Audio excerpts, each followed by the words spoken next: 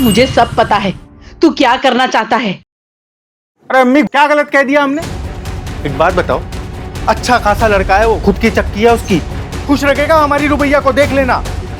बहन की खुशी की इतनी फिक्र होती तो 50 साल के बुढ़े का रिश्ता न लेकर आता तू।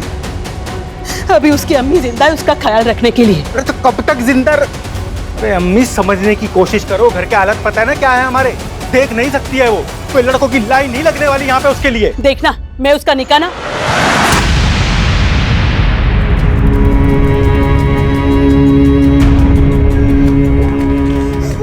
भाईजान, आप बिल्कुल चिंता ना करें। मैं कभी भी आप पर या भाभी पर बोझ बनकर नहीं रहना चाहती। रुबैया, तू तो मेरी जान है, बोझ थोड़ी ना। ऐसे जबरदस्ती निकाह नहीं करवाऊंगी मैं। देखना मेरी गुड़िया का निकाह नेक, ईमानदार, फरमाबरदार लड़के से करवाऊंगी मैं। हाँ अम्मी, क्यों नहीं। एक लड़की जो देख नहीं सकती, जो हूर की परी है, उसके लिए करोड़ों की गाड़ी में आएगा ना लड़का निकाह पढ़ने के लिए। अम्मी, ये ख्वाब है तुम्हारा, ख्वाब ही रहने दो। वो ना अल्लाह देखेगा, तू अपना काम कर। आ बेटा आ।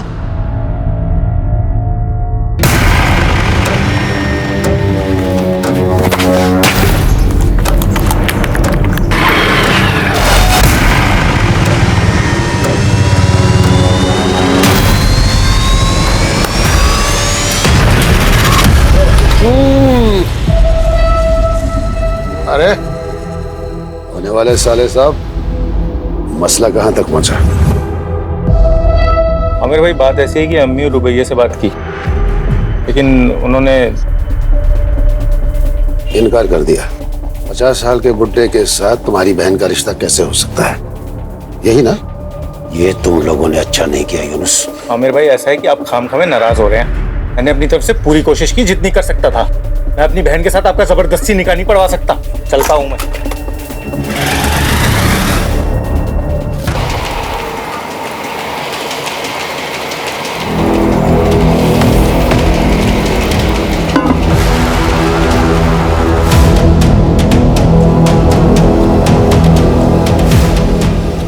अरे हमसे क्या शर्माना,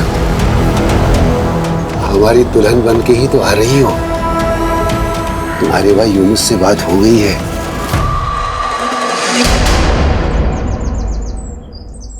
गुलरेज, कितना सुनना पड़ा हमको तुम्हारी वजह से, पता है? तो ऐसा काम करता ही क्यों है कि सुनना पड़े। गुलरेज, आ गई बुढ़िया। ए गुलरेज। अरे खानम, आओ आओ।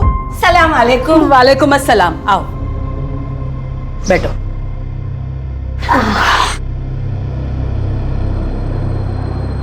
आराम से आराम से। खबर ही ऐसी थी कि अपने आप को रोक नहीं पाई। क्यों? रुबैया को फिर से शादी में गवाना है क्या? अरे गवाएंगे क्यों, हम सब मिलकर गाएंगे। ऐसा रिश्ता लेकर आई हूँ कि मना ही नहीं कर पाओगे तुम लोग। लड़का कौन है, क्या करता है और रिश्ता कहाँ से आया है वो तो बोलो खानम। अरे हजरतगंज के बहुत अमीर खानदानी लोग हैं। हाँ? उनका छोटा बेटा है सैयद, 35 साल का। पिछले साल उसकी बीवी का इंतकाल हो गया किसी बीमारी की वजह से। खैर बड़ी मुश्किल से वो फिर से शादी के लिए माना है, और मैंने अपनी रुबैया के बारे में सब बता दिया है कि बचपन में एक हादसे में उसकी आंखें चली गई है। उन्हें कोई एतराज तो नहीं है ना कि रुबैया देख नहीं सकती? ना ना मेरी जान, उन लोगों को कोई इतराज नहीं है। रुबैया बेटा, अल्लाह ने मेरी सुन ली।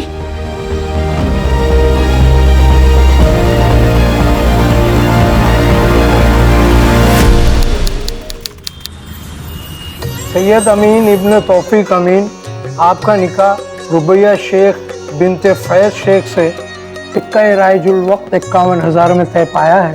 क्या आपको कबूल है? जी कबूल है। भाई कबूल है, मुबारक हो। मुबारक हो, मुबारक हो बेटा, मुबारक हो। रुबैया शेख बिनते फैज, आपका निकाह सैयद अमीन इब्न तौफीक अमीन से सिक्का राइजुल वक्त 51,000 में तय पाया है। क्या आपको कबूल है? जी कबूल। भाई कबूल है, मुबारक हो, मुबारक हो, मुबारक हो।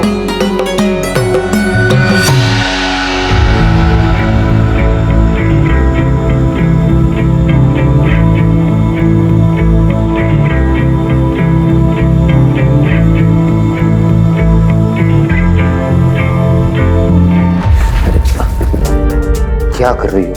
अभी टकराती। वो मैं इस कमरे की चीजों को पहचानने की कोशिश कर रही हूँ ताकि आगे जाके ठोकर ना लगे। आओ बैठो।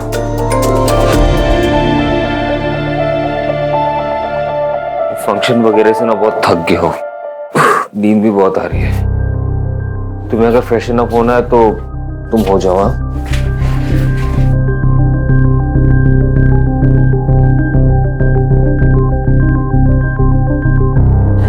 आपसे एक बात पूछूं? आपको सच में कोई एतराज तो नहीं है ना कि मुझे दिखाई नहीं देता?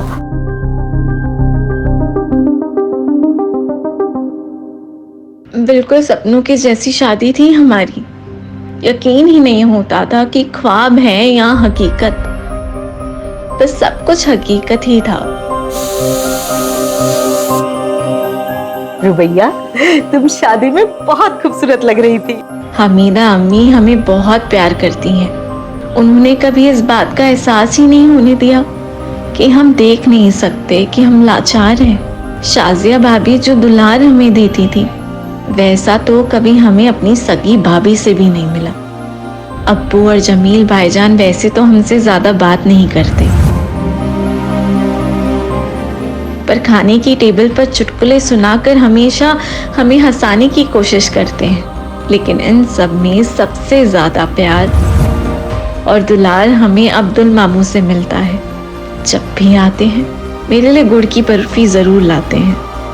हमारे शौहर सैयद एक नेकदिल इंसान है, कम बोलते हैं, पर मेरे लिए उनकी मोहब्बत हमें महसूस होती है। कुछ दिनों से शायद परेशान जान पड़ते हैं। उनकी अपने बिजनेस पार्टनर से कुछ कहा सुनी हुई है। अल्लाह से बस यही दुआ है कि सब ठीक हो जाए। सैयद, सैयद कहाँ छिपकर बैठा भाड़ा? अरे क्या हुआ? हाँ? ये क्या तरीका है? तू मुझे मेरा तरीका मत समझा। एक मिनट केतन, केतन बेटा तुम घर में हो, इतना क्यों गुस्सा हो रहे हो? क्या बात? ये सब आप अपने बेटे से पूछिए।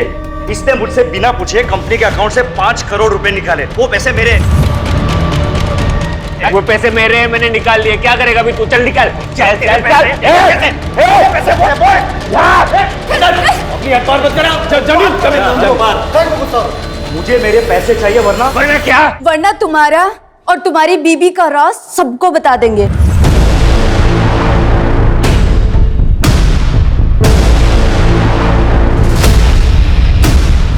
कौन सा सच और क्या बोल रही हैं ये?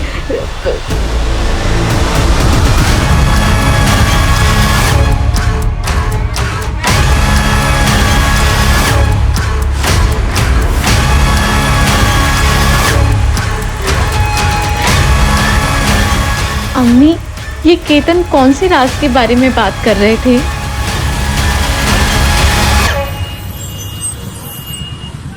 हाँ मित्र। अच्छा वहां भी नहीं है।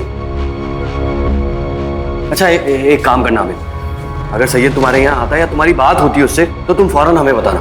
हाँ अब्बू, अमित के यहाँ भी नहीं है। ऐसे कहाँ जा सकते हैं? केतन से ना झगड़ा होने के बाद से उनका मूड बहुत खराब था। अम्मी, अम्मी मुझे तो बहुत डर लग रहा है। अरे डर क्यों रही है? सैयद मुड़ी है, वो वापिस आ जाएगा।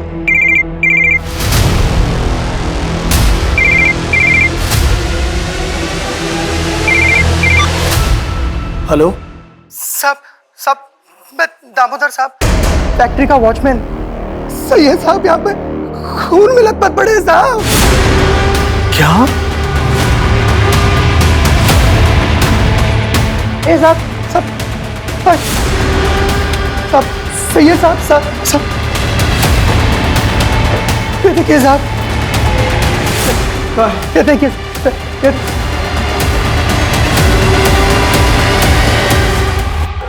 मेरा बाल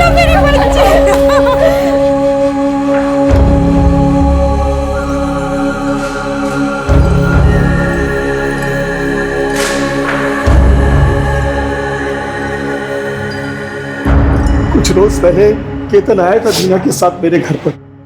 उसने सैयद को धमकी दी थी कि अगर सैयद ने उसके पैसे वापस नहीं किए तो पता नहीं सैयद का कौन सा राज खोल देगा वो।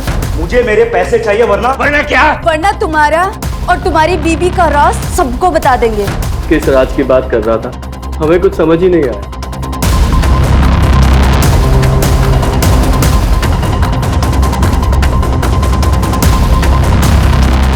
साहब शाम को 5 बजे मिल बंद हो जाती है। मिल का ज्यादातर काम केतन साहब ही संभालते हैं। सैयद साहब तो कभी कभी आते हैं। किसी को कुछ नहीं पता। बॉडी को पोस्टमार्टम के लिए भेजो और फैमिली मेंबर्स को इन्फॉर्म करो जब तक का इंक्वायरी पूरी नहीं हो जाती ये फैक्ट्री बंद रहेगी। और ये केतन और दीना उन्हें पुलिस थाने लेकर आओ। बाकी फैमिली मेंबर से तुम बात करो। यस। कॉल रिकॉर्ड्स चेक किए हैं आप लोगों के? 12 से 1 फैक्ट्री में क्या कर रहे थे? ऐसा क्या काम आ गया? सैयद से कौन से राज फाश होने की बात कर रहे थे तुम लोग? मुझे मेरे पैसे चाहिए वरना क्या? वरना तुम्हारा और तुम्हारी बीबी का राज सबको बता देंगे। मुझे नहीं पता कि वो किस राज के बारे में बात कर रहे थे। मैं तो खुद सुन के हैरान थी। सच सच बताओ, सैयद को क्यों मारा? सर हमने सैयद को नहीं मारा।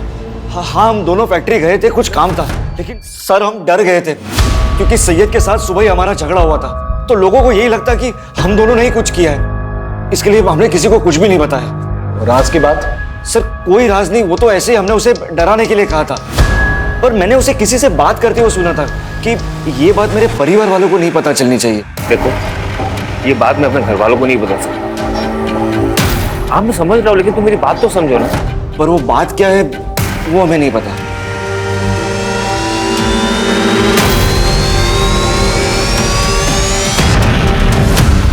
सैयद का फोन रात के 8 बजे बंद हुआ था लालगंज एरिया के आसपास, और सैयद के ऑटोप्सी रिपोर्ट के मुताबिक उसका खून हुआ रात के 9 बजे के आसपास।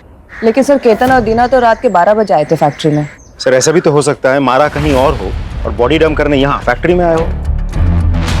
इतनी बड़ी बेवकूफी वो नहीं कर सकते क्योंकि वो जानते हैं अगर बॉडी मिल में मिलेगी तो सबसे पहले पूछताछ होनी चाहिए। लेकिन सर मुझे ये समझ में नहीं आ रहा है कि सैयद के बारे में केतन ऐसा क्या जानता है जो हमसे शेयर नहीं करना चाह रहा। एक काम करो उनके पास, रुबैया से जाके दोबारा पूछताछ करो, हो सकता है कोई इन्फॉर्मेशन निकले। Okay sir. अम्मी, अम्मी कहाँ है आप? अब्दुल मामा, शाजिया भाभी, हमें आपको कुछ बताना है, आप यकीन नहीं करेंगे। क्या हुआ रुबैया? जल्दी आए। क्या हुआ बेटा? अम्मी, सैयद जिंदा है। वो कल रात मुझसे मिलने आए थे। ऐसी बातें करके क्यों हमारा दिल जलाना चाहती हो रुबैया? रुबैया की बातों पर ध्यान मत दो, वो अभी होश में नहीं। नहीं अबू मैं सच कह रही हूँ, सैयद जिंदा है। वो कल रात को मुझसे मिलने आए थे। हाँ बेटी, हाँ बच्ची समझ रहा हूँ मैं। तुमसे बहुत प्यार करती थी, इसीलिए तुझे ऐसा लग रहा है। नहीं, आप लोग मेरे बात का यकीन क्यों नहीं कर रहे? सैयद जिंदा है, मैं सच कह रही हूँ, मेरे सैयद जिंदा है। ना ही मैं झूठ बोल रही हूँ, ना ही मैं पागल हूँ मैडम। मेरे सैयद जिंदा है। वो रात को मुझसे मिलने आए थे और देखना आज भी आएंगे। आपको जल्दी मेरी बातों पे यकीन हो जाएगा। मेरे सैयद जिंदा है। अब मैं इसे कैसे यकीन दिलाऊं कि इसका सैयद अब इस दुनिया में नहीं? देखिए, मैं समझ सकती हूँ कि पति के जाने का इन पर गहरा असर हुआ है। आप जल्दी इन्हें अच्छे से थेरेपिस्ट को दिखाइए। मेरे सैयद,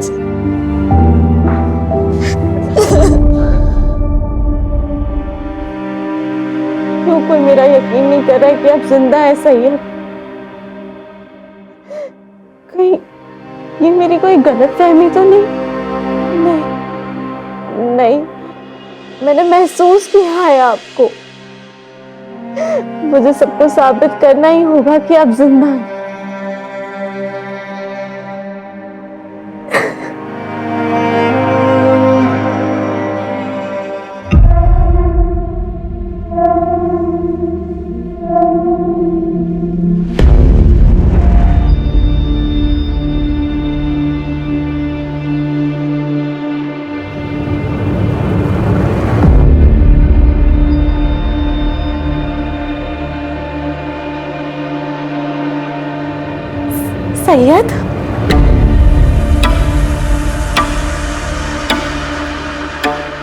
सैयद तुम आ गए।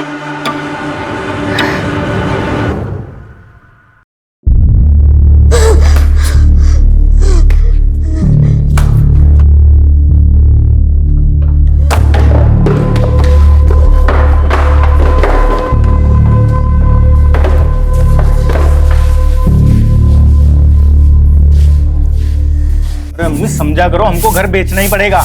नहीं बेचेंगे ना तो खाने के भी लाले पड़ जाएंगे। दुकान बंद हो गई है तो दूसरा काम कब मिलेगा उसका कुछ पता नहीं है।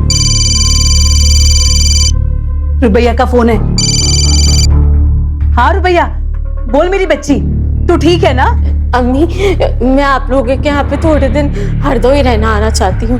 यूनुस भाई को कहिए ना कि मुझे लेने आएंगे। हम नहीं जाएंगे, लखनऊ से वापस आने में पूरा दिन चला जाता है हमारा। कोई बात नहीं, मैं खुद ही आ जाऊंगी।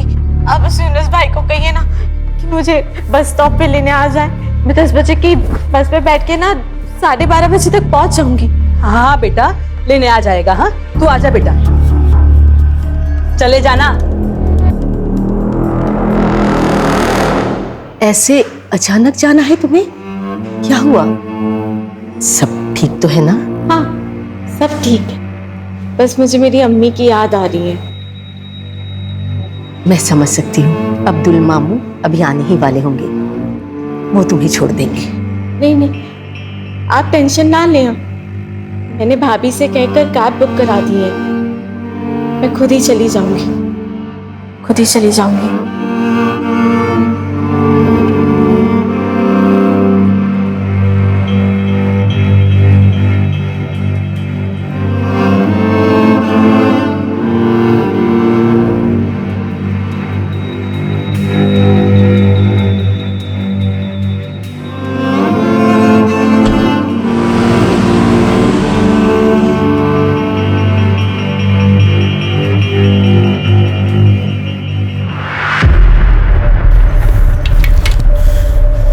जरूरत थी कैसे यहाँ पे आने की?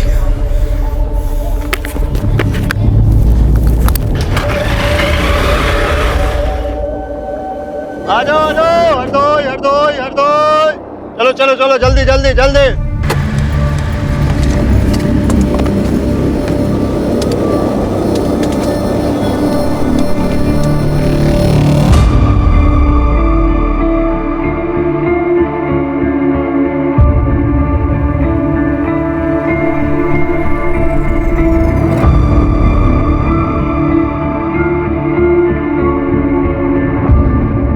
हरदोई हरदोई हरदोई हरदोई हरदोई हरदोई हरदोई हरदोई। कहाँ जाएंगे मैम? ये बस हरदोई जाएगी। हाँ जी हाँ जी हाँ जी, आइए आइए।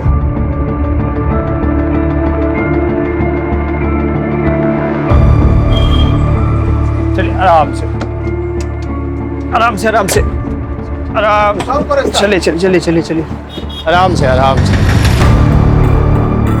एक सेकंड, आगे आगे आगे आगे आइए, आगे आइए, यहाँ बैठिए। हाँ चलिए चलिए चलिए अंदर की तरफ। हाँ बैठ जाइए, मैं आपका सामान यहीं रख देता हूँ, ठीक है? चलो भाई बैठ गए सब लोग, अपना अपना सामान रख लो ठीक से, ठीक?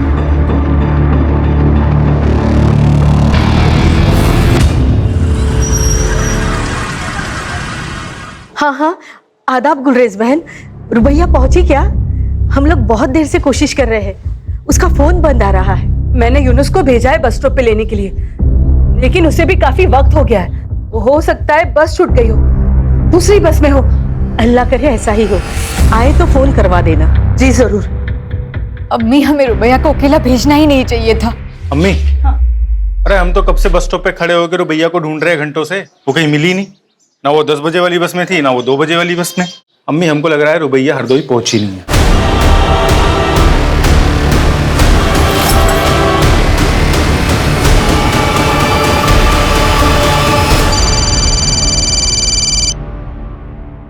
हाँ बोलो। क्या?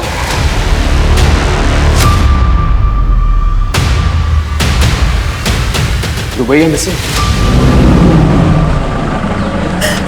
कहाँ चली गई मेरी बच्ची? पता नहीं क्यों उसे यकीन था कि सैयद जिंदा है और वो उसे रात में मिलने आता है। मुझे लगता है कि शायद इसीलिए मेरे पास आना चाहती थी, ताकि उसके ससुराल वाले को ये ना लगे कि उसकी दिमागी हालत ठीक नहीं है। कभी उसे ये सब नहीं कहा। अच्छा एक बात बताइए, सैयद और रुबैया के आपसी रिश्ते कैसे थे? मेरा मतलब है उन दोनों में सब कुछ ठीक ठाक चल रहा था? सर, दोनों के बीच के रिश्ते बड़े अजीब थे। सैयद रुबैया से हमेशा एक दूरी बनाए रखता था, कभी बात भी नहीं करता था उससे। पर रुबैया हमेशा कहती थी कि कमरे में वो बड़े प्यार से रहता है। सर, मुझे ये बात बड़ी अजीब लगती थी।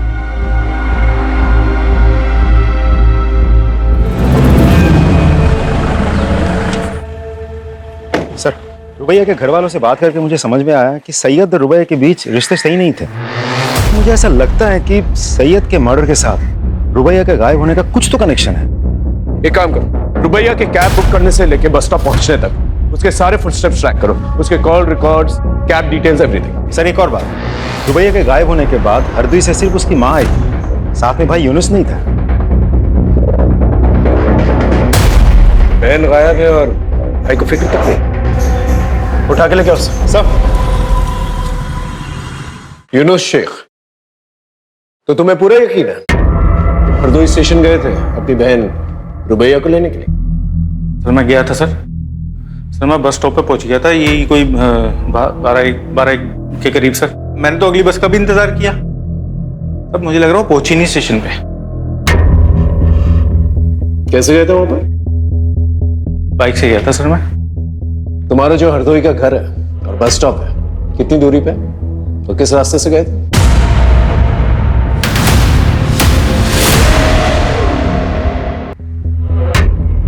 दूरी तो सर यही कोई 10 किलोमीटर की दूरी पे है सर। और फिर आता है सबसे पहले राउदी चौक आता है, और फिर उसके बाद एक बड़ी सी बाजार आती है सर। उसके बाद बस स्टॉप नहीं सर, उससे पहले ही एक बड़ा सा आम का बाग भी आता है। उसके बाद आता है 2 किलोमीटर की दूरी पे है बस स्टॉप। ठीक है जाओ, लेकिन जब भी बुलाएंगे वापस आना। आ जाऊंगा सर। अंकिता, रुबैया के घर से लेके बस स्टॉप तक जितने भी होटल्स, मोटल्स, ढाबे हैं वहां पर जाकर पता करो, और रुबैया के सारे डिटेल्स जो है आसपास के पुलिस स्टेशन भेजो।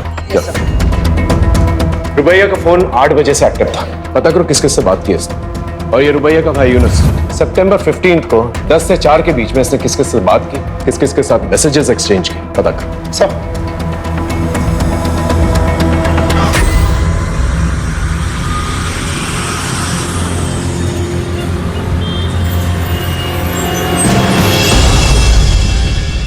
रुबैया को छोड़ने के 3 दिन के बाद तू काम पर लौटा है। आता 3 दिन तक। और रुबैया कहां पर है? बोल। कौन रुबैया?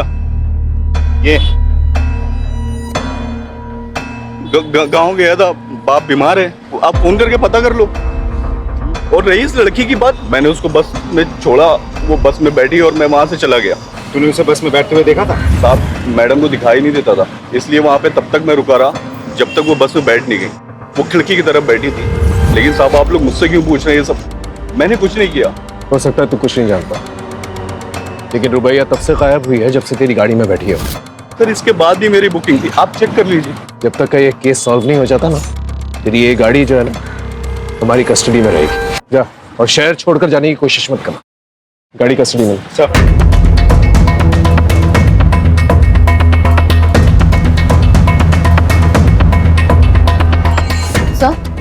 सर हमने लोकल पुलिस स्टेशन से पूछताछ की, लेकिन रुबैया अमीन ने किसी भी होटल में चेक इन नहीं किया है सर हमने सीसीटीवी फुटेज भी चेक किया, और यहाँ तक मॉर्ग जाकर उसके कदकाठी के डेड बॉडीज भी चेक की सर, लेकिन रुबैया का कहीं कुछ पता नहीं चला।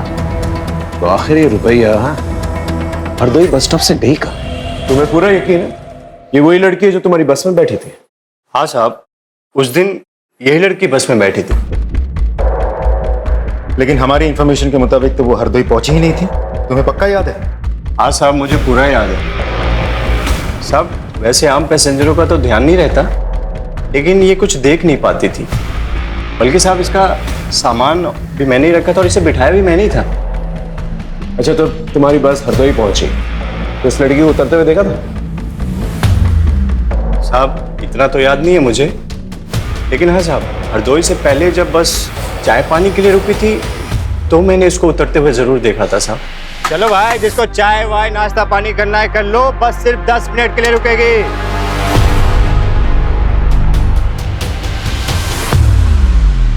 अच्छा, इस लड़की को दोबारा बस पे चढ़ते हुए देखा था आपने? हाँ सर, हमने देखा था।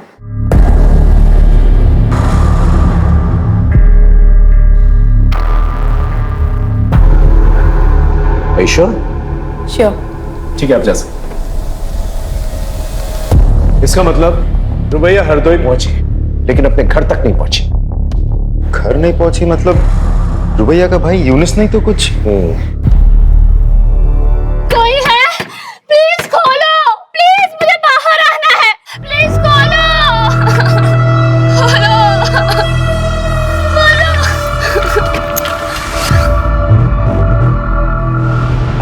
झूठ बोलता है? हाँ, तेरे कॉल रिकॉर्ड चेक किया हमने, तू हरदोई बस स्टॉप गया ही नहीं था। क्यों नहीं गया था? रुबैया को घर लाने क्यों नहीं गया था? कर गया था सर मैं। तो मेरी बीवी है ना बानो, तो रोज लड़ती थी रुबैया की वजह से, और इस बार उसने मुझे धमकी दी थी, बोला था कि अगर रुबैया घर में आई ना तो घर छोड़ के चली जाएगी। क्या करता सर, मैं नहीं गया। मेरे फोन का इंतजार करो, दूसरे को भी ठिकाने लगाना है। ठीक है लाला।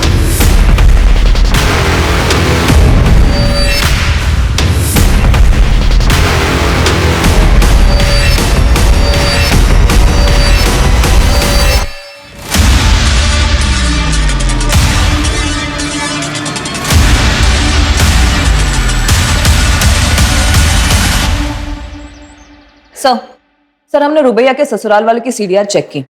सर उनमें से 15 सितंबर को सैयद का भाई जमील, उसकी लोकेशन रुबैया के लोकेशन से मैच हो रही है। राजीव, इस जमील को उठा के लेके आओ।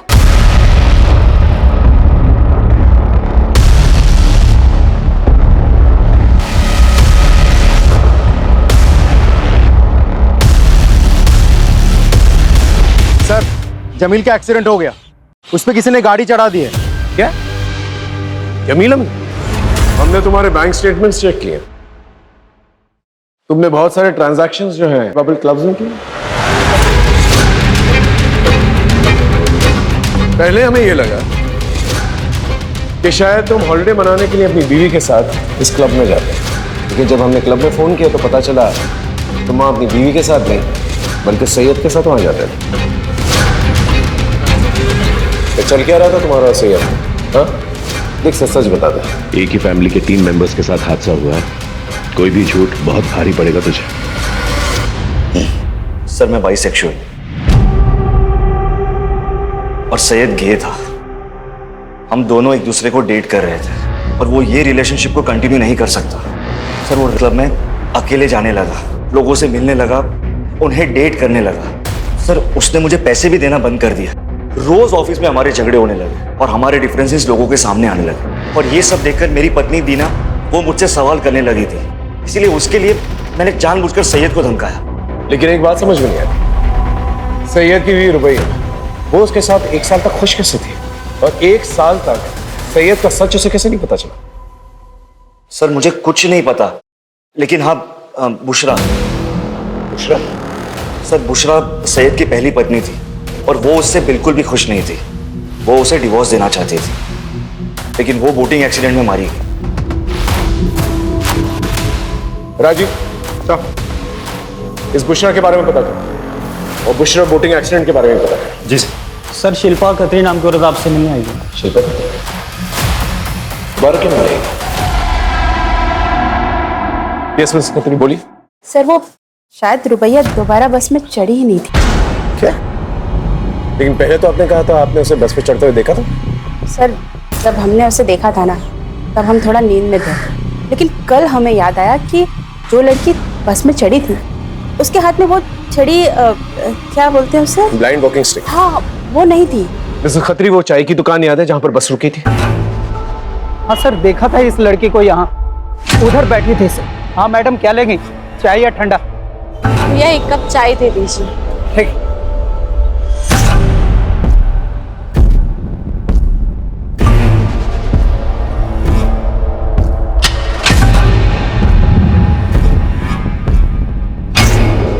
तो तुम कह रहे हो एक आदमी आया था उससे मिलने के लिए, फोन पे उससे बात करवाई और वो लड़की उसके साथ चली गई? जी सर। उस आदमी की शक्ल याद है? नहीं सर, शक्ल तो नहीं याद है, लेकिन हाँ सर, उसकी काली काली दाढ़ी थी और यही बैठा हुआ था सर। और उधर दूर में एक ब्लू कलर की बहुत बड़ी गाड़ी थी सर। ये आदमी लड़की को गाड़ी में लेकर गया, उसमें 2 लोग बैठे हुए थे और गाड़ी चली गई सर। ठीक है, थैंक यू। सर रुबैया जिसके भी साथ गई है अपने भरोसे से गई है। नहीं, उसने उस पर भरोसा नहीं किया जिसके साथ गई, उसने उस पर भरोसा किया जिससे उसने फोन पर बात की। वो हरदोई अपनी अम्मी के घर पहुंचना चाहती थी, अपनी अम्मी को शायद कुछ बताना चाहती थी, लेकिन वो हरदोई पहुंच नहीं पाई। 15 सितंबर को जो ब्लू गाड़ी के बारे में बता रहा था, ये टोल प्लाजा जाके उसके बारे में पता करो। ये सच है अंकल, सैयद को लड़कियों में कोई दिलचस्पी नहीं थी और ये बात सैयद की पहली पत्नी बुशरा को भी पता था। झूठ है ये सब। बुशरा सैयद के बच्चे की मां बनने वाली थी। रुबैया और सैयद दोनों बहुत खुश थे और आप कह रहे हैं कि उसे औरतों में कोई कुछ भी कहेगा आप उसका विश्वास कर लेंगे। अरे वो हमारे घर का बच्चा था। इस बूढ़े ने 2 जवान बेटे खोए हैं साहब। ऐसे वक्त में तो इस घर में इस तरह की बेहुदा बातें मत कीजिए आप। और कोई है जो हम सबको एक एक करके मारना चाहता है, उसे जाकर ढूंढिए आप। पता नहीं हमारी बच्ची रुबैया किस हाल में है, पता नहीं वो जिंदा है भी कि नहीं। फिरोजपुर के टोल प्लाजा का सीसीटीवी फुटेज आ गया और फ्रंट सीट पर बैठे 2 आदमियों का चेहरा दिख रहा है। कौन है ये लोग? गगन और बब्बन सर। सर ये दोनों हिस्ट्री शीटर्स हैं और फिरोजपुर के ब्रोथल से भी इनका कनेक्शन है। उस गाड़ी के बारे में पता चला? किसके नाम पे रजिस्टर्ड है? जी सर, जमील। जमील अम्मी? Yes sir. सर वही रुबैया को लेकर गया था और इसके पहले कि हम उससे कुछ पूछ पाते उसका मर्डर हो गया सर। विक्टिम की मौत गला काटने से हुई है। बॉडी को 48 आवर्स हो चुका है और इसके साथ एक और जो लड़की की बॉडी आई थी जो बच गई, लेकिन दुख इस बात का ज्यादा है कि विक्टिम प्रेग्नेंट थी। Pregnant? She was 2 months pregnant. लेकिन ये कैसे हो सकता है? इसके पति को मरे हुए तो 3 महीने हो चुके हैं। सैयद जिंदा है, वो कल रात को मुझसे मिलने आए थे। सर क्या हो रहा था इसके साथ उस घर में? कहीं इस बच्चे का बाप जमील तो नहीं? कहीं वो रुबैया के अंधेपन का फायदा तो नहीं उठा रहा था? हाँ बोलो। सर जमील के आदमी बब्बन और गगन का पता चल गया है। उन दोनों की लोकेशन गवर्नमेंट हॉस्पिटल की है, जहां आयशा का इलाज चल रहा है।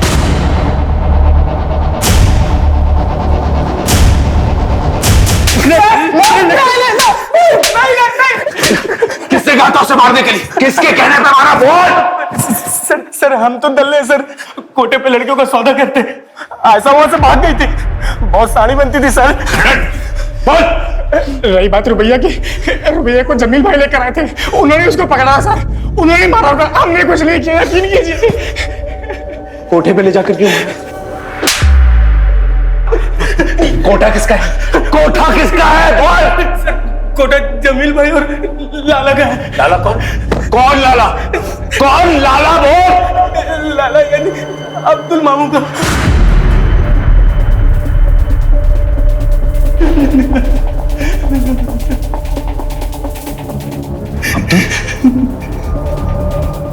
लेकिन अब्दुल तो रुबैया को अपनी बेटी मानता था और जमील और सैयद उसके अपने भांजे थे।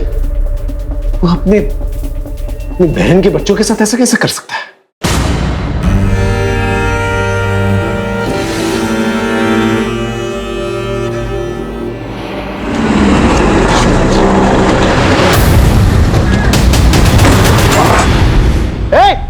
गर्दन पर गोली लगी है, हॉस्पिटल लेके जाओ।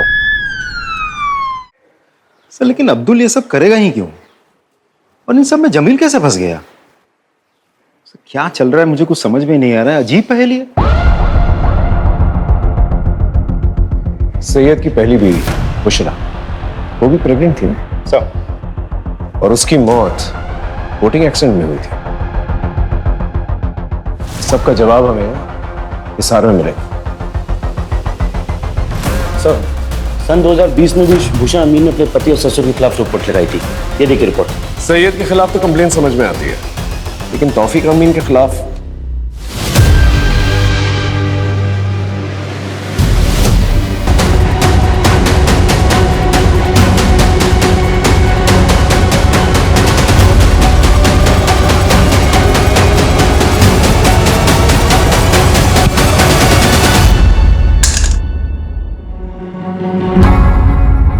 जमील, अब्दुल और हमीदा, तुम लोग तो सिर्फ प्यादे हो। असली वजीर तो आप। 2020 में सैयद की पहली बीवी बुशरा, वो उसे छोड़कर हरियाणा जा रही थी। वो प्रेग्नेंट थी। कैसे? मैं नहीं चाहता था कि हमारे परिवार की सच्चाई बाहर वालों को पता चले। हमारे अपने खून, हमारे अपने छोटे बेटे सैयद को लड़कियों में कोई दिलचस्पी नहीं है। मैं चाहता था कि वो एक अच्छी सी लड़की के साथ निकाह करके इज्जतदार जिंदगी बसर करे, इसलिए मैंने बुशरा के साथ उसका निकाह करवाया। लेकिन नहीं, सैयद का दिमाग नहीं बदला और एक दिन जिस बात का डर था वही हुआ। बुशरा को सच्चाई पता चल गई। उसने ठान लिया कि दुनिया को वो सच्चाई बता देगी। मैं कैसे होने देता ये सब? अबू मुझे मेरे भाई से बात करनी है। मैं घर चली जाऊंगी। अबू खुदा के लिए मुझे यहाँ से जाने दीजिए, ताकि तू हमारे खानदान का नाम बदनाम कर सके। पर मैं तेरा वो हाल करूंगा कि तू यहाँ से जाने लायक नहीं रहेगी।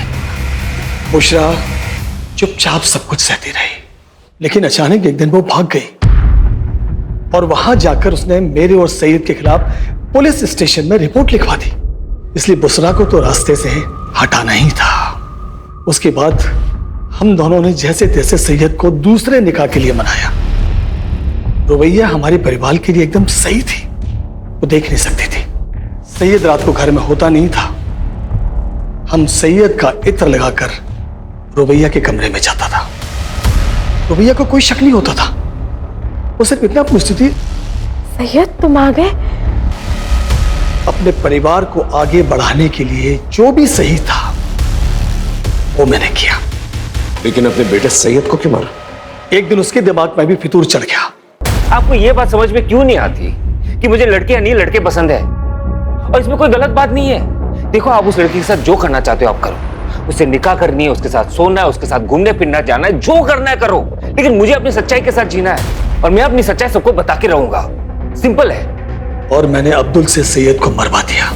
लेकिन एक दिन रुबैया को भी मेरी सच्चाई का पता चल गया।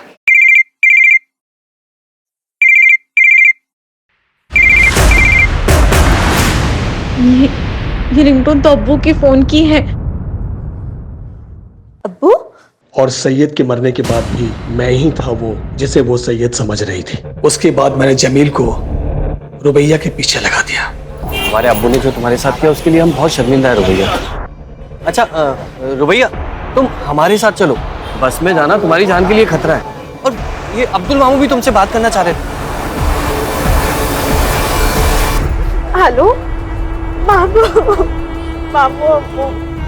अब बेटा, तौफीक ने तुम्हारे साथ इतनी जलील हरकत की मुझे पता चल गया है। तुम एक काम करो, जमील के साथ यहाँ चली आओ। ठीक है। और अब्दुल से कहा कि रुबैया को भी मार दो। माफ कर देना मेरी बच्ची। अगर तौफीक का कर्जा मुझ पर नहीं होता तो मैं ये कभी नहीं करता। मैंने जो कुछ भी किया अपने खानदान की इज्जत बचाने के लिए किया। तुमने जो कुछ भी किया है ना, अपने खानदान की इज्जत बचाने के लिए नहीं किया, बल्कि इसलिए किया कि तुम बहुत ही घटिया इंसान है। अपने बेटे की दोनों बीवियों का रेप किया है और मर्डर किया तुमने। अब अपनी ये इज्जत लेकर सारी जिंदगी ना जेल में सड़ना।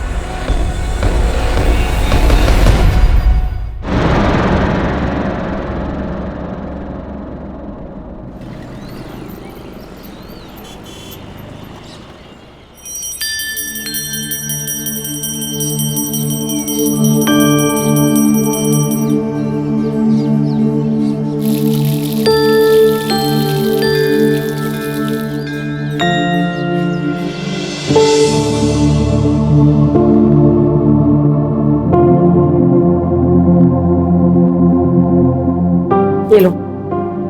और सुनो, कुछ पैसे दे दो मुझे, घर का सामान लाना है।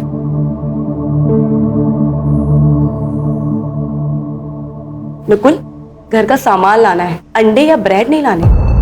देखो नीता, तुमने मुझसे पैसे मांगे ये नहीं पता है कितने चाहिए। बैंक का कैशियर हूं मैं, मालिक नहीं हूं।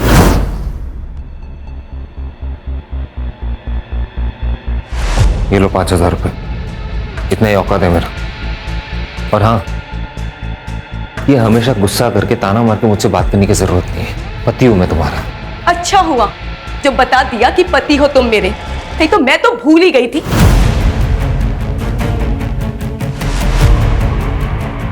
नीता, ये सुबह क्या सुबह सुबह? हाँ, झगड़ा करती हूँ मैं, बात का बतंगड़ बनाती हूँ मैं, लेकिन जो सब कुछ सहन कर रही हूँ ना, वो तुम्हें नहीं दिखाई देता। तुम्हारी माँ से लेके तुम्हारी बुआ तक के सबके ताने सुनती हूँ मैं। उन्हें लगता है मुझ में कमी है, मैं इस खानदान को वारिस नहीं दे सकती। मेरी दोस्तों को प्रेग्नेंट होते हुए देखकर मुझे खुशी नहीं होती, गुस्सा आता है मुझे। ऐसा लगता है इसकी तो अब भी शादी हुई थी और वो भी प्रेग्नेंट हो गई, और मैं। नीता देखो, मेरी बात को समझ। नहीं समझ रहा मुझे। तो फिर क्या करूं मैं? जान दे दो अपनी। देखो, अगर तुम्हें इस घर से जाना है ना, तुम चली जाओ, नहीं रोकूंगा मैं तुम्हें।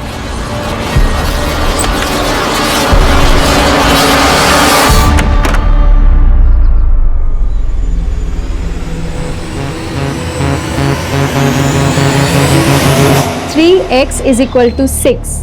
Therefore, x is equal to 6 divide by 3.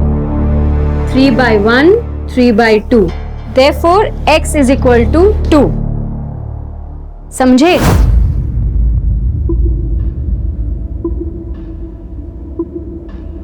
Yes ma'am. Manali, तुम तो इंटेलिजेंट हो, इसकी बत्ती जली कि नहीं? हाँ मैम, समझ आ गया। गुड। मैम, मुझे लेट हो रहा है, मैं जाऊँ?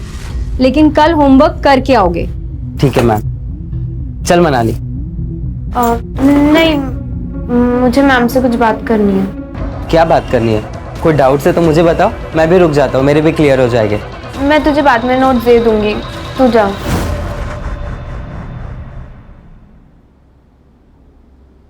ठीक है, बाय मैम। बाय रोहन। बताओ मनाली, क्या डाउट्स है?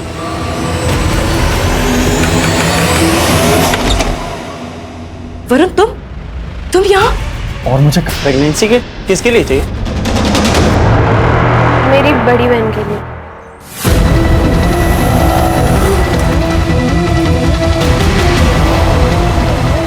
प्रतीक, प्रतीक, वो तेरी कजन है ना मनाली? हाँ। अरे वो रो रही यार, कुछ तो लफड़ा है। मनाली, क्या हुआ? रो क्यों रही है तू? दादा वो। क्या हुआ, बोल। नहीं। मनाली, मनाली।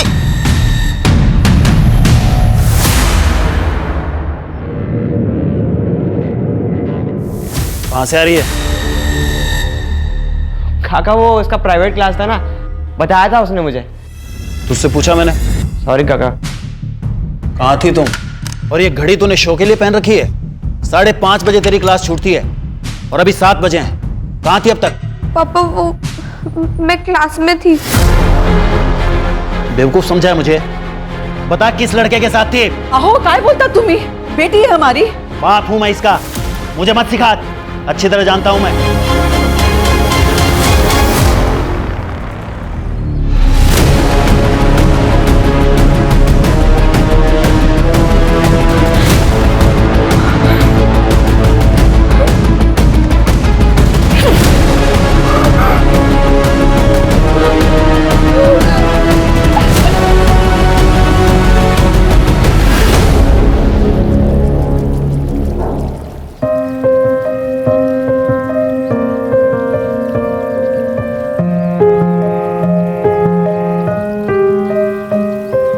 थैंक्स रुकुल, इस सरप्राइज के लिए। Nita, I am really sorry. मुझे पता है कि तुम क्या क्या सह रही हो।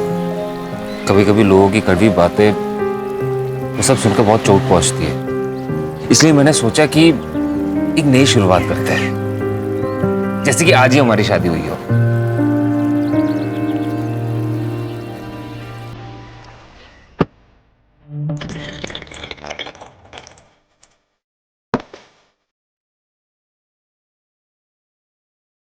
इधर आओ। ये क्या रुकुल, ये क्या कर रहे हो? ये लो। नकुल, तुम्हें पता है ना मैं ड्रिंक नहीं करती। पता है, लेकिन वो तुम्हारा कल था, ये तुम्हारा फ्यूचर है। चीयर्स।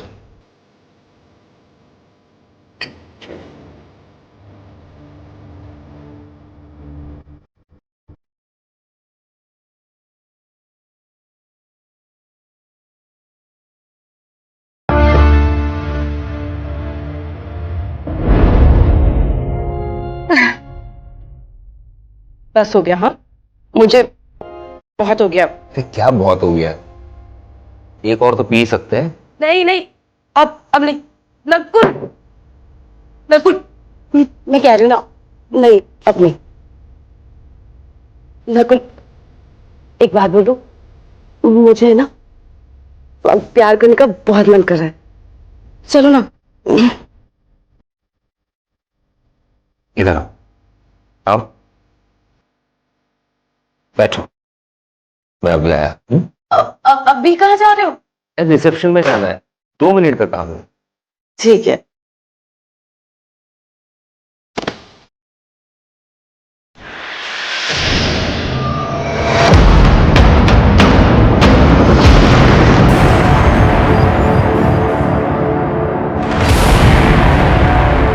क्या बात कर रही है मनाली? तू सच कह रही है ना?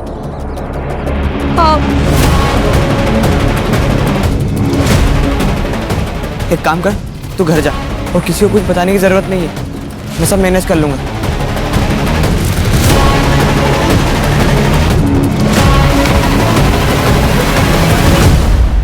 क्या हुआ डॉक्टर? सब ठीक तो है ना? नीता, तुम प्रेग्नेंट हो। सच? 2 मंथ्स पूरे हो चुके हैं। Thank you so much doctor, आप भगवान बन के आए हमारे लिए।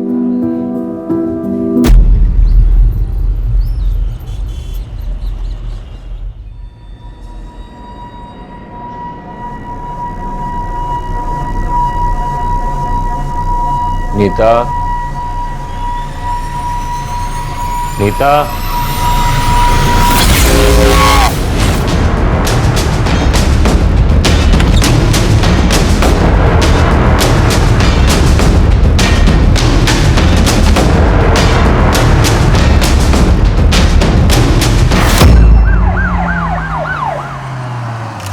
गला घोट के मारा है सर।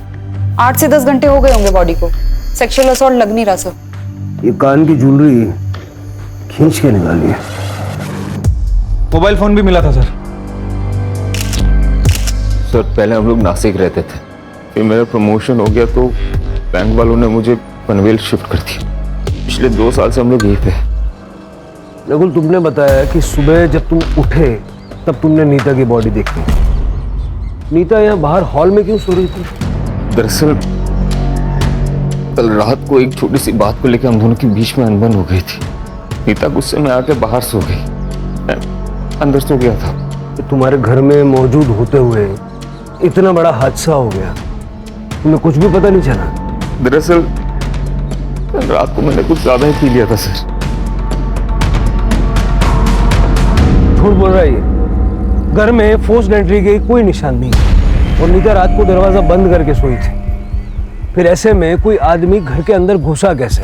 सर हो सकता है कि नीता कातिल को जानती हो और शायद इसी वजह से उसने अंदर घुसने दिया। सीसीटीवी? सर इस पूरी सोसाइटी में कहीं भी सीसीटीवी नहीं है। जो घर में आया था घर से गया भी है। ये बाहर वाली सड़क पे कहीं ना कहीं तो सीसीटीवी होगा, जरा चेक करो। और सोसाइटी में नीता और नकुल के बारे में पूछताछ करो। ये नकुल पूरी बात नहीं बता रहा है। साहब मेरी नाइट ड्यूटी होती है, कल पूरी रात तो मैं जाग रहा था और कोई भी अनजान आदमी इस गेट के अंदर नहीं आया। बहुत परेशान थी वो सर। वो काफी सालों से बच्चे के लिए ट्राई कर रही थी। नीता बहुत ही चिड़चिड़ी हो गई थी और उन दोनों में काफी झगड़े हुआ करते थे। अगर इतनी प्रॉब्लम है तो हम लोग अलग हो जाते हैं ना। क्यों अलग हो जाते हैं?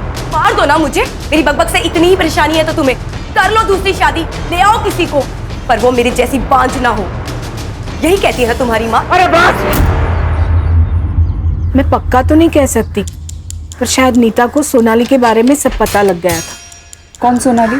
ट्यूशन टीचर है। वो नीता के पति नकुल था ना, आना जाना रहता था उसके घर में।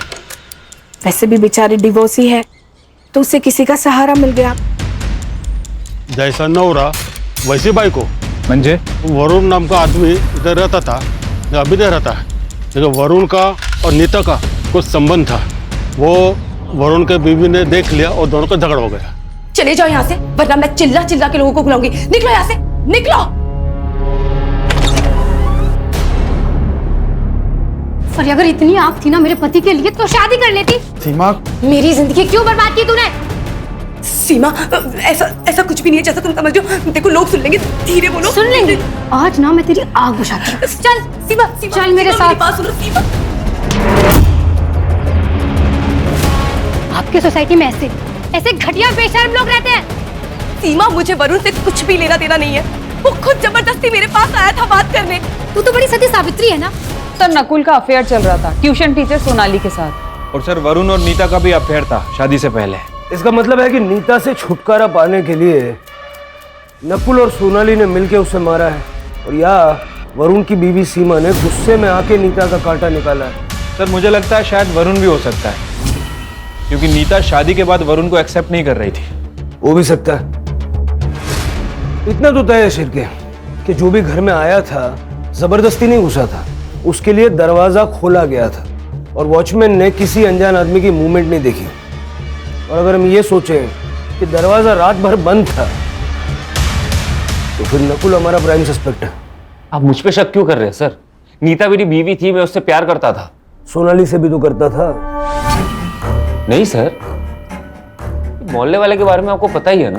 दूसरों के घर पे झांकने की पुरानी आदत है उनकी। हाँ, कभी मिलते थे तो हाई हेलो हो जाता था और कुछ नहीं। इसमें ना तेरे चैट्स हैं सोनाली के साथ। Hi, hello, good morning, good night, खाना खाया क्या, ये सब तो है। उसके अलावा भी बहुत कुछ है, पढ़ के सुनो। नहीं सर, नहीं सर। सर देखिए, आई एम रियली सॉरी कि मैंने आपसे झूठ कहा, लेकिन मैं क्या करता सर? नीता मेरे से प्यार से बात करना तो दूर, मेरी तरफ देखती भी नहीं थी। उसे बच्चा चाहिए था और मैं उसे दे नहीं पा रहा था। क्यों? मेरा स्पर्म काउंट कम है इसलिए। लेकिन वो बच्चे के लिए डेस्परेट थी सर। हम दोनों के बीच में बहुत अनबन होता था इसके लिए। इसी बीच मैं सोनाली से मिला और हम दोनों के बीच में दोस्ती हो गई।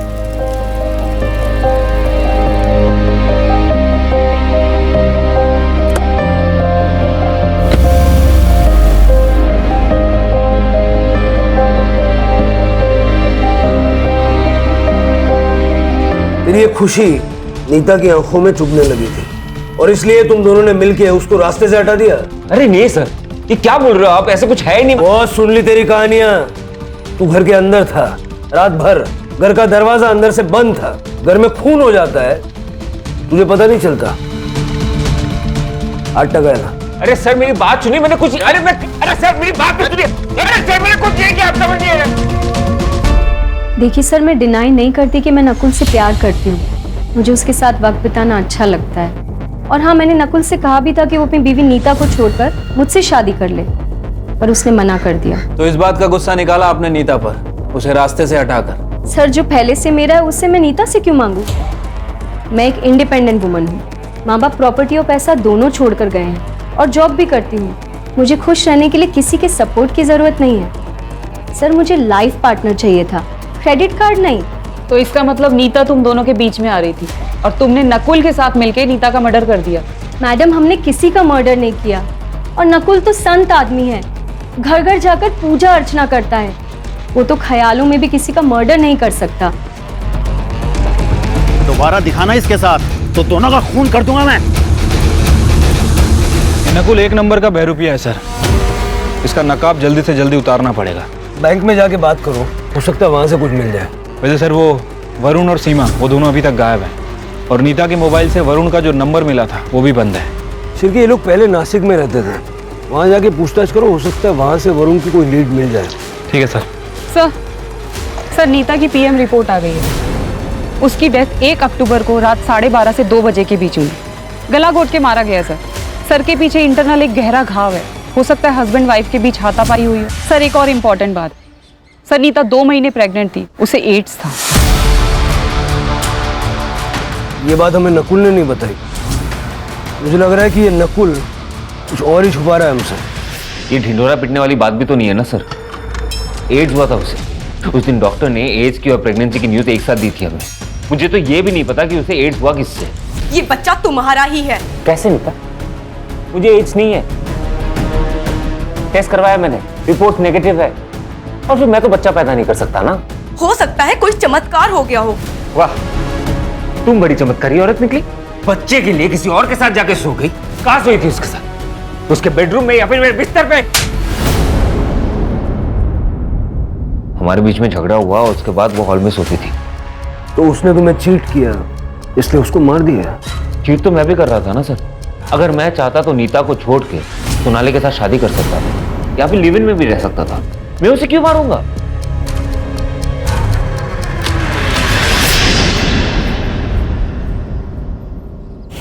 सर मैंने नकुल का सीडीआर और बैंक स्टेटमेंट चेक किए। सर सीडीआर से धीरज शर्मा का नंबर मिला है। पता चला है कि नकुल ने 1.5 लाख रुपए ट्रांसफर किए थे धीरज को। दोस्त है उसका? नहीं सर, ये एक जिगलो है। कहने को कॉल सेंटर में काम करता है, लेकिन उसका असली काम यही सब है। नकुल का इससे क्या लेना देना? ये धीरज है कहाँ? सर अभी वो हॉस्पिटल में है। उसे एड्स हो गया है सर, लास्ट स्टेज पे है। मैं जल्दी जल्दी बहुत सारे पैसे कमाना चाहता था, तो मैंने अपने शरीर की मार्केटिंग करना शुरू किया, पर पता ही नहीं चला कब इस बॉडी ने साथ छोड़ दिया। नकुल ने तुम्हें पैसे क्यों दिए थे? उसकी बीवी के साथ सोने के लिए। उसने दापोली वाला ट्रिप ही मेरे लिए प्लान किया था। उसने उसे बहुत सारी दारू पिलाई और वो सो गई। वो बच्चा मेरा नहीं है, वो मुझसे प्रेग्नेंट नहीं हुई थी। ऐसी बात का नकुल को गुस्सा आया और वो मुझसे पैसे वापस मांगने लगा। देख मैं तुझे कह रहा हूँ, मुझे मेरे पैसे वापस चाहिए। नहीं दे रहा। क्या करेगा? पुलिस के पास जाएगा? नीता को बताएगा? बता। मैं तो बस एक मोहरा हूँ, असली रावण तो तू है। सांप सीढ़ी खेल रहा है हमारे साथ। बोल। माँ बनने का सपना तो हर औरत का होता है, लेकिन इस तरह से अपनी बीवी को बिना बताए बेखबर रखे किसी तीसरे आदमी के साथ सुलाया तूने? तो मैं क्या करता? बच्चा चाहिए था उसे। अरे तो आज मेडिकल साइंस में इतने सारे ऑप्शंस अवेलेबल है ना, कितनी ट्रीटमेंट्स हैं। उससे बात करता, वो ऑप्शन चुनता, लेकिन तूने वो ऑप्शन नहीं चुना। और जो ऑप्शन तूने चुना धीरज का, उससे बच्चा हुआ क्या? नहीं हुआ ना? अरे तो बच्चा आया कहां से? जादू से आया? सर 2 महीने तक धीरज को नीता के साथ सुलाता रहा, लेकिन वो प्रेग्नेंट नहीं हुई। लेकिन जब धीरज उसके साथ संबंध बनाना बंद कर दिया, तब वो प्रेग्नेंट हो गई। पता नहीं कैसे। तो यही सवाल मैंने भी उससे पूछा। वो यही कहती गई कि आपका बच्चा है, आपका बच्चा है। तो मुझे यकीन है सर, ये उसका वो एक्स बॉयफ्रेंड वरुण का बच्चा है सर। या वरुण खाली आना जादू लेने गया सर उसे। पुरानी जिंदगी से कोई वास्ता नहीं रखना था सर, इसलिए नंबर चेंज किया था। लेकिन तुम तो नीता से प्यार करते थे ना? वो भी करती थी, पर प्यार के बीच में जात आ गई। हार गए तुम घर वालों के आगे। उसने शादी की तो मैंने भी कर ली। सोचा था कि सब भूल जाऊंगा, पर नहीं भूल पाया। फिर मैंने पनवेल ट्रांसफर ली। लेकिन सर ये उससे बार बार मिलते थे। मैंने कई बार इन्हें खुद रंगे हाथों पकड़ा है। मैं बहुत परेशान हो गई थी सर, हार गई थी।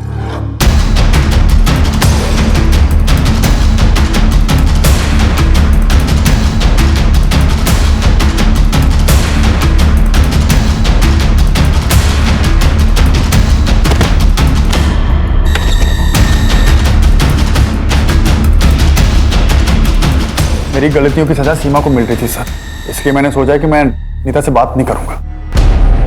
1 महीना हो गया मुझे यहाँ से शिफ्ट हुए तब से कोई कांटेक्ट नहीं उससे। अरे की अपनी अपनी कहानी है, किसकी सच है किसकी झूठ है ये तो वक्त ही बताएगा।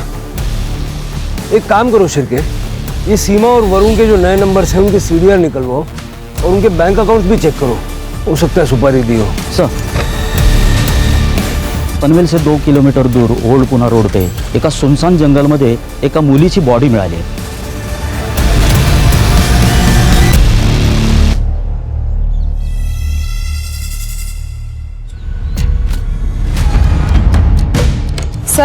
सर पे गहरी चोट है, गला घोट के मारा गया. इसके कान से भी इयरिंग खींची गई है सर, नीता की तरह. सर मुझे तो दोनों केस कनेक्टेड लगते हैं, लेकिन सेक्सुअल असॉल्ट हुआ है या नहीं ये पीएम रिपोर्ट के बाद ही पता चलेगा.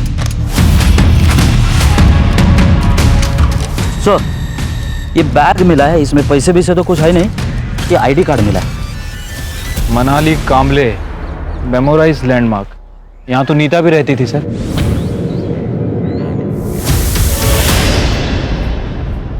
नीता मेरी दोस्त थी, लेकिन मेरी बेटी के साथ उसका कोई कनेक्शन नहीं है.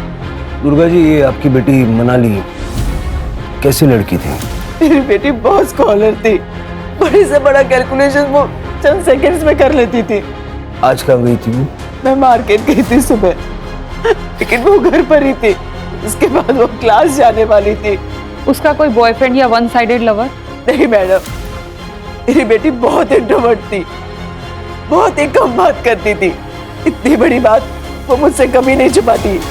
ये कौन है? ये मेरा भतीजा है सर, प्रतीक. मेरे साथ ही रहता है.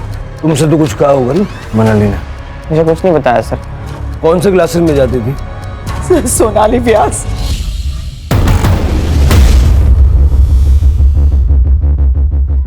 दोनों विक्टिम्स इसी सोसाइटी से. ये और नहीं है सर, दोनों ही केस में सोनाली कॉमन है सर. सर लगता है ये प्रतीक कुछ छुपा रहा है. सर प्रतीक नहीं, मुझे तो लग रहा है कि पूरी फैमिली कुछ ना कुछ छुपा रही है. सभी के चेहरों पर डर साफ साफ झलक रहा है. फैमिली की कुंडली निकालो और आस पड़ोस में पूछताछ करो. हाँ सर, मनाली मेरे यहाँ ही पढ़ने आती थी, लेकिन आज तो वो आई नहीं.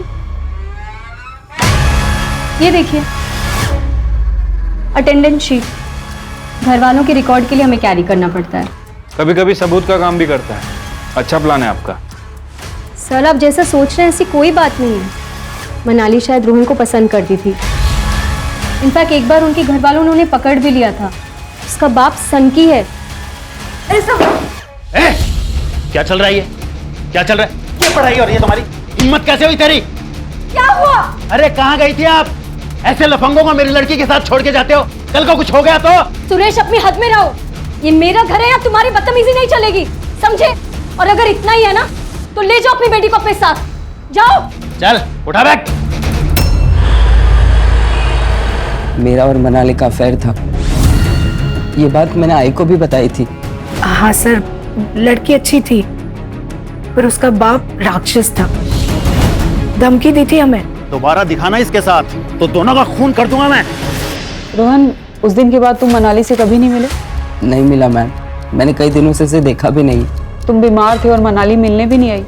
आई थी, मनाली रोहन को मिलने आई थी. रोहन सो रहा था तो 15 मिनट बैठी और फिर चली गई. सर मैंने रोहन और उसकी माँ से बात की है. सर मुझे लगता है कि दोनों कुछ छुपा रहे हैं. अब पता ये करना है कि ये रोहन वाकई बीमार है या फिर डर के कारण बीमार हो गया है. ये रोहन की माँ शालिनी और सुरेश दोनों का सीडीआर निकलवाओ. ठीक है सर. सर मनाली की पीएम रिपोर्ट आ गई है.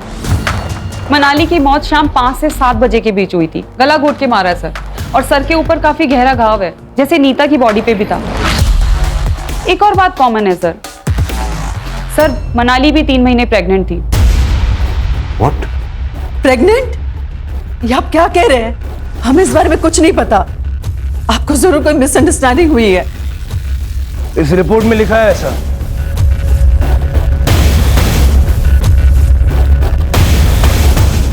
लेकिन सर ये कैसे हो सकता है?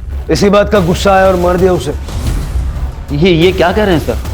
मेरी बेटी थी सर, वो गलत रास्ते पे ना चली जाए इसलिए मैं डराता धमकाता था, लेकिन मैं अपनी बच्ची को नहीं मार सकता सर.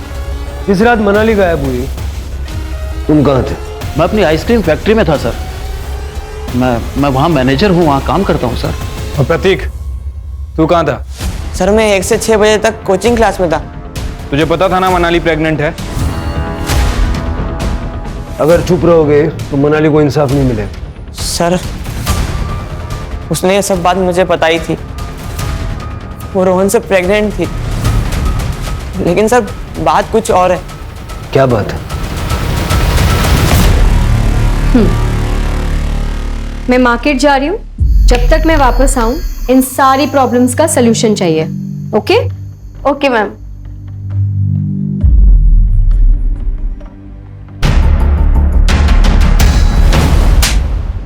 अरे तूने मुझे ये बात बताई क्यों नहीं पहले? मनाली ने मुझे कसम दी थी चुप बैठने की, और रोहन से मैंने बात भी की थी। रोहन ने कहा था कि मैं मनाली से शादी करूंगा, इसलिए मैं चुप बैठा।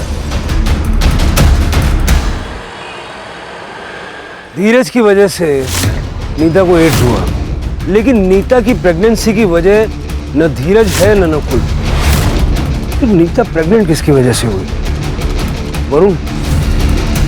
नहीं सर, क्योंकि फीटस का डीएनए वरुण के डीएनए से मैच नहीं करता। सर हो सकता है कोई और हो, कोई वन साइडेड लवर। हाँ, मतलब ये भी हो सकता है कि किसी ने नीता के साथ रेप किया और उस रेप के चलते वो प्रेग्नेंट हो गई। तो अगर ऐसा हुआ है तो उस आदमी को भी एड्स होने के चांसेस हैं। शिरके, जहाँ भी HIV के टेस्ट होते हैं और ट्रीटमेंट होती है वहाँ पता करो। और हाँ, ये रोहन का डीएनए मनाली के फीटस के साथ मैच करके देखो।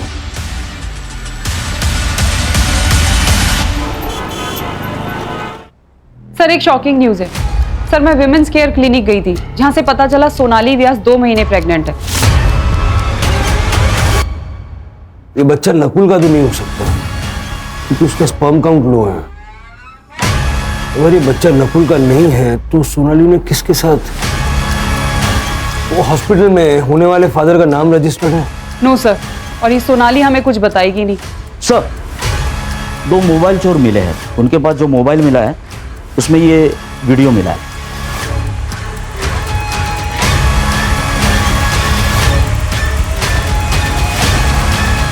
उठा के लाओ दोनों को।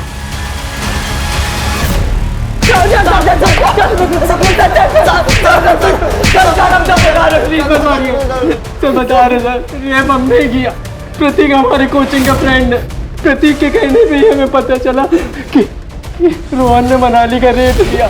सर वो बच्चा गिराना चाहती थी, तो हमने भी सोचा कि हम भी बहती गंगा में हाथ धो लेते हैं, किसी को कुछ पता नहीं चलेगा। सर इसलिए मैंने सजेस्ट किया था कि कर्जल जाके अबॉर्शन करेगी सर, ताकि किसी को पता भी ना चले। क्या हुआ भाव, गाड़ी क्यों रुकी? पौधों को पानी देने जा रहा हूँ, तू आ रहा है? चल रुक, मैं भी आता हूँ।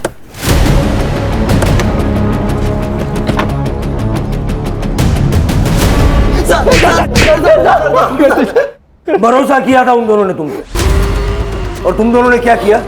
हाँ? और उनका मुंह बंद करने के लिए, उनको ब्लैकमेल करने के लिए अपनी घिनौनी हरकत का वीडियो बनाया तुमने, ताकि आगे जाके उसका फायदा उठा सको। मनाली को क्यों मारा? सर हमने मनाली को नहीं मारा सर। क्या शेर बनवाए जी? अगर ये दीनू और वैभव ने मनाली का मर्डर नहीं किया तो फिर किसने किया? इन दोनों के अलावा हमारे पास कोई लीड भी नहीं है। शायद तुम सही हो, ये दोनों मर्डर्स एक दूसरे से कनेक्टेड ना हो, लेकिन ये भी हो सकता है ना कि सुपारी देने वाले लोग अलग अलग हों, लेकिन सुपारी लेने वाला बंदा एक ही है, क्योंकि किलिंग पैटर्न तो सेम है। कुछ है क्या जो हमारी नजरों से छूट रहा है? शुरू से शुरू करते हैं।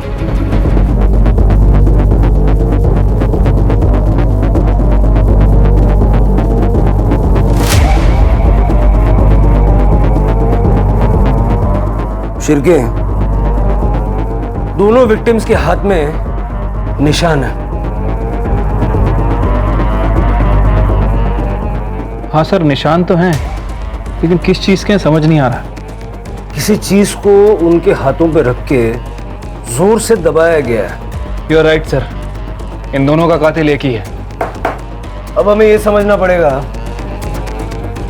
कि ये निशान हमसे क्या कहना चाहते हैं।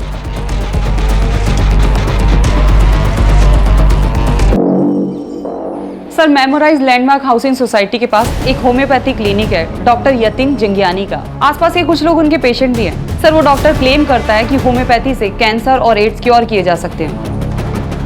ऐसा कैसे हो सकता है? सर मुझे भी शक हुआ था, मैंने जाके रिकॉर्ड चेक किए, तब पता चला कि रोहन भी वहाँ ट्रीटमेंट ले रहा है एड्स का। मैं झूठ बोलकर लोगों को मीठी हार्मलेस गोलियां देकर अपना काम चला लेता था, लेकिन मैं उनको साथ में एंटीबायोटिक लेने की सलाह भी देता हूँ। रोहन आपका पेशेंट था? हाँ सर उसे एड्स था। वो पहले दूसरे डॉक्टर से ट्रीटमेंट करा रहा था, लेकिन जब उसे मेरे बारे में पता चला तो मेरे पास आया। मैंने भी उसे दवाइयाँ लिख दी और साथ में उस लड़की को, क्या नाम था उसका? मनाली। हाँ सर, मनाली। उसको भी रोहन की तरह के ही सिम्टम्स थे, लेकिन सर उसको एड्स नहीं था। हमने उससे झूठ बोला कि उसे भी एड्स है और उसे पैसे लेकर उसका भी इलाज शुरू कर दिया। चलो क्यों चलो। क्या हुआ? कहाँ चल? सर मैंने क्या किया? मैंने क्या किया सर? अरे आप लोग? रोहन से बात करनी है।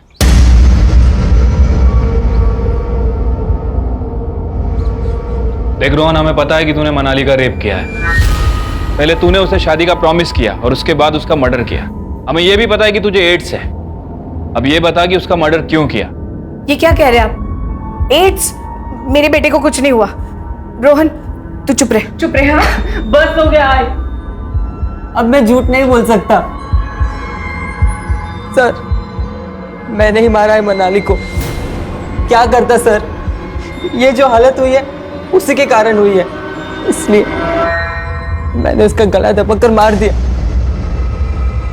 रोहन, झूठ बोलने के लिए भी टैलेंट चाहिए जो तेरे पास है नहीं। मनाली के सर के पीछे वार किया गया था। सर मैंने बोला ना मैंने ही मारा है मनाली को। सच बोल रहा हूं मैं, प्लीज अरेस्ट कर लो। सिर के देखो, ये देख, मनाली के दोनों हाथों पे निशान दिख रहा है। कैसे आए ये निशान? कैसे आए ये निशान? मुझे कुछ नहीं पता सर। मैं बताता हूं। वहां देख, ये निशान मनाली के हाथों पे तब आए जब तुम्हारी मम्मी ने गुस्से से उसके हाथों पे अपना पैर रखा। सर ऐसा कुछ नहीं है, मैंने कहा ना मैंने ही मारा है उसे। मैंने। बस कर रोहन, बस कर। ये लोग पूरे सबूत के साथ आए हैं।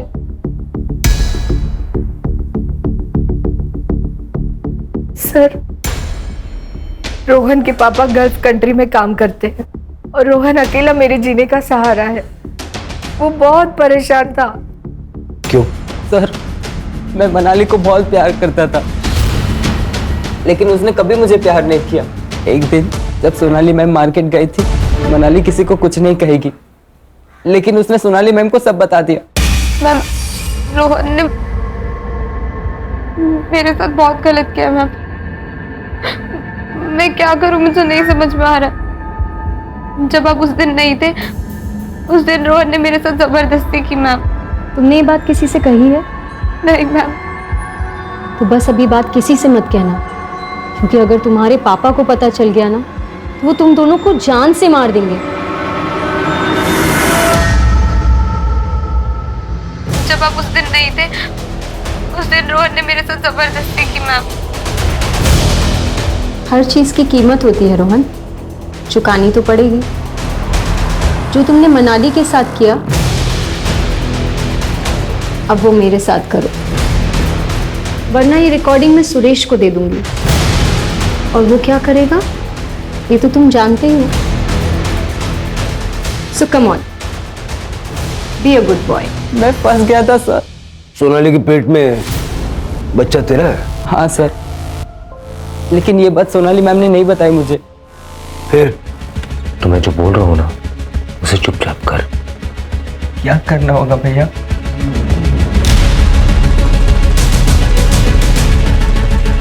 जो तूने सोनाली के साथ किया है ना, वही तुझे इसके साथ बनना है। मैंने इसे शराब पिला दिया है, इसे कुछ पता नहीं चलेगा। मैं सिर्फ एक ही बार गया था वहां पे और उसके वजह से मुझे एड्स हो गया। तुझे पता कैसे चला कि तुझे एड्स हो गया? आई को पीसीओडी का प्रॉब्लम है, वो रेगुलर चेकअप के लिए जाती रहती है। उस दिन गायनेकोलॉजिस्ट के पास मैं भी आई के साथ गया था और वहां पे मैंने नकुल को देखा। इससे क्या हुआ? कुछ नहीं, डर गया था। इसकी बीवी को एड्स था और इसको लगा इसे भी है। रिपोर्ट्स नेगेटिव है, बच गया।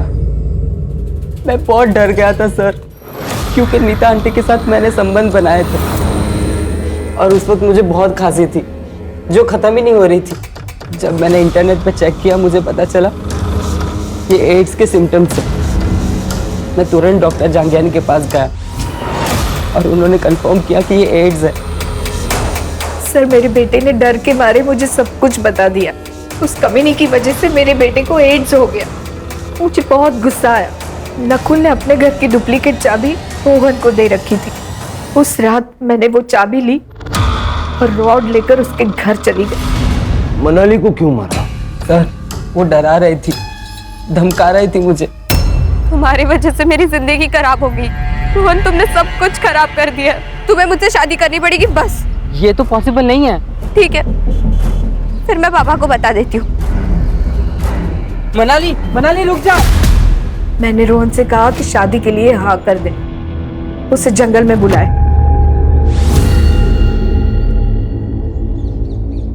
आप? मेरा बेटा इस दर्द से गुजर रहा है, मैं उन दोनों को कैसे छोड़ती? छोटी से छोटी बीमारी में भी हम लोग दूसरे डॉक्टर से सेकंड ओपिनियन लेते हैं। अगर आपने वो किया होता तो ये सब नहीं होता। मतलब रोहन को एड्स है ही नहीं, वायरल फीवर है।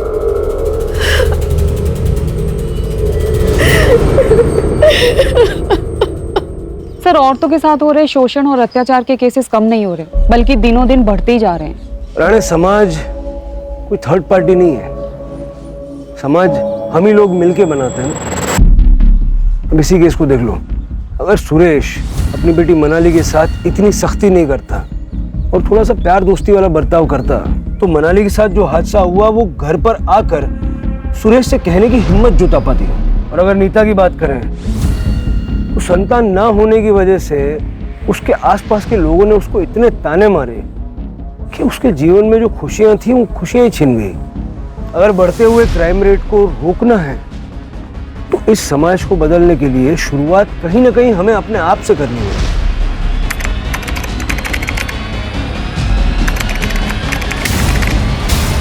क्राइम पेट्रोल्स के और भी दिलचस्प कहानी देखने के लिए हमारे चैनल को सब्सक्राइब करें और बेल आइकॉन दबाना न भूलें।